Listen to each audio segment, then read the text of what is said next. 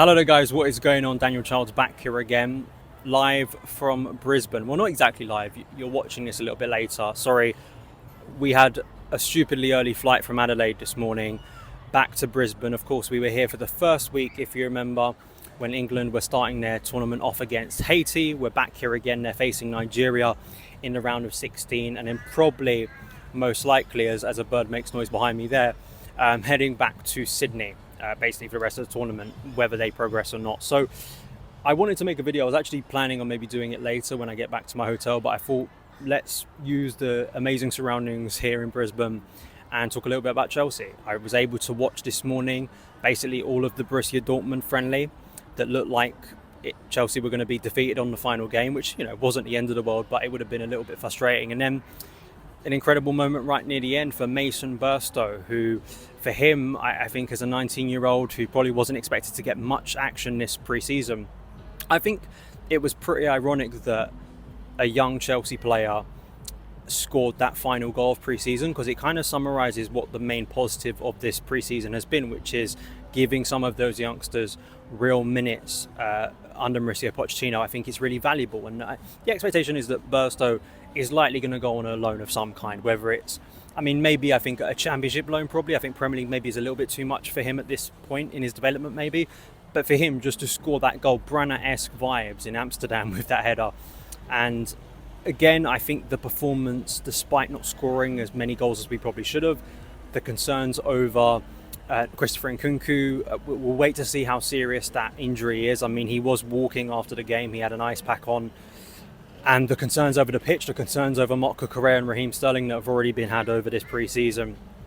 I think, again, I've said this throughout pre-season, I think it's been a really, really productive one for Chelsea. I think you have to go back to like 2019 or maybe 2016 under Antonio Conte for a pre-season that just gave Chelsea, I think, very good game time to get some rhythm, to get new players involved, all of that stuff, and feeling confident ahead of the new season.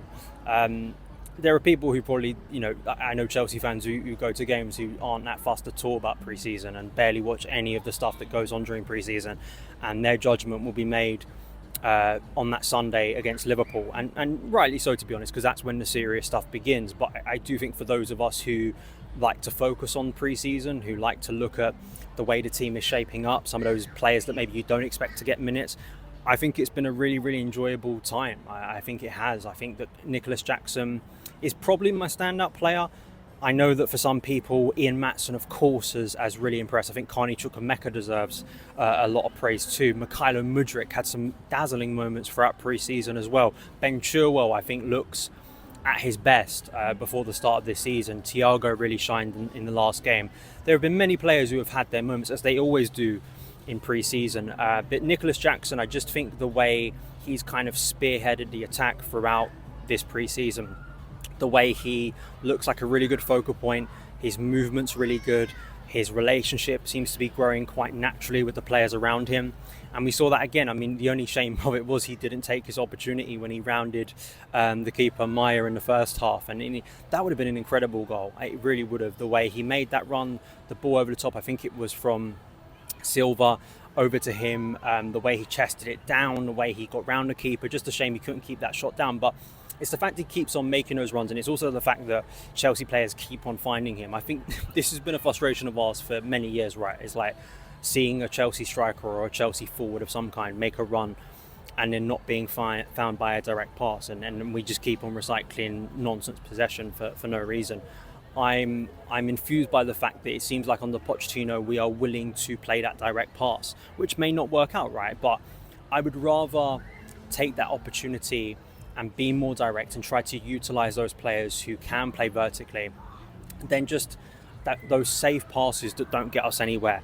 It may be like with any tactic, right? At the level that Chelsea are playing at and the level we play at now tactically, it kind of is a little bit predictable that Chelsea are going to hit the ball long to Nicholas Jackson. There's got to be more inventive ways of doing that, right? But at the same time, I think for a team that has looked so stale and so just languid over recent years, not just last year was the extreme, but in recent years we've watched Chelsea slowly tap the ball around as a centre forward just waits patiently and never gets the ball. I think it's a real refreshing change under Pochettino that I think we can all be infused by.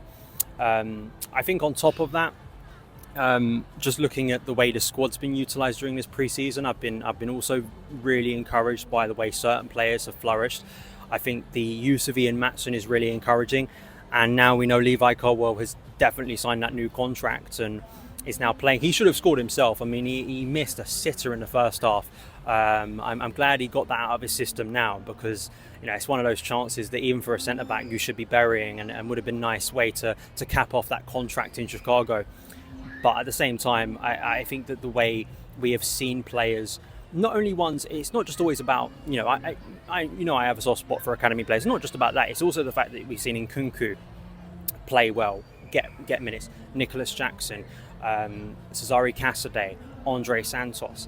I love the way Conor Gallagher has been utilised. I mean, he just looks absolutely perfect for Pochettino's style of play. And I mean, listen, that's not me. I don't want to act all smart. I think anyone who knows who Conor Gallagher is could have told you that like 5 months ago. That's not groundbreaking analysis, but I just really hope that Chelsea understand that, because it just for me naturally means that Conor Gallagher's going to stick around and hopefully be a really effective player for Pochettino throughout the course of this season, because that's going to be really, really important.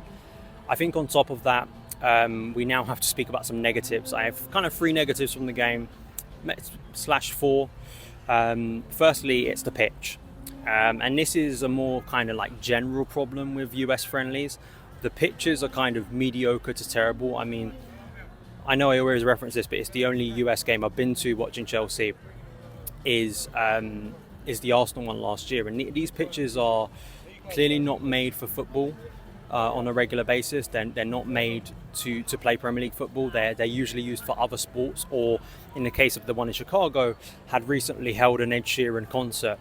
Now, I understand, right, it's pre-season. This is not Premier League or Champions League football. This is not a World Cup final, but for a nation and a marketplace like America, who wants to have more Premier League football and wants to have some of its biggest teams and stars, and clearly has a lot of support in America, I think if they can't get the facilities right, and that is endangering players' fitness, I think there needs to be a rethink. I think it just looks bad. And I know Scott Trotter, my former colleague at Football.London, was out there and he was showing pictures beforehand, and you watch it. I mean, it was a terrible pitch. And Chelsea have really bad injury problems generally, right? And I'm not going to sit here and tell you Christopher Nkunku wouldn't have got injured on Stamford Bridge pitch, right, or whatever, right? Like, we know we've got serious bad luck or just fitness issues in recent years.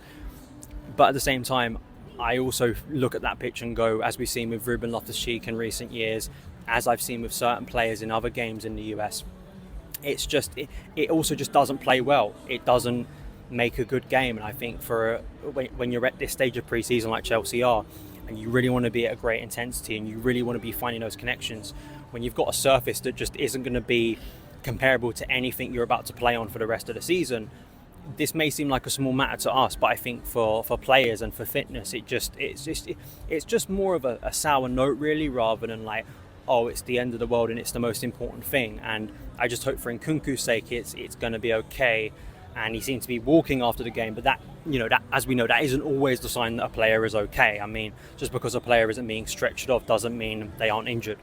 And given how close we are now to that Liverpool game, just over a week till that game, I really hope he'll be okay, because he's been a really, really exciting player, and you want to see him and Mudryk and Jackson really link up more.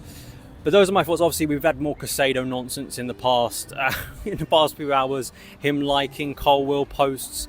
Apparently, Brighton are now briefing people saying that there's been an unnamed Saudi club that they aren't going to tell Caicedo about who have bid for him, and it's just all getting a bit nonsensical.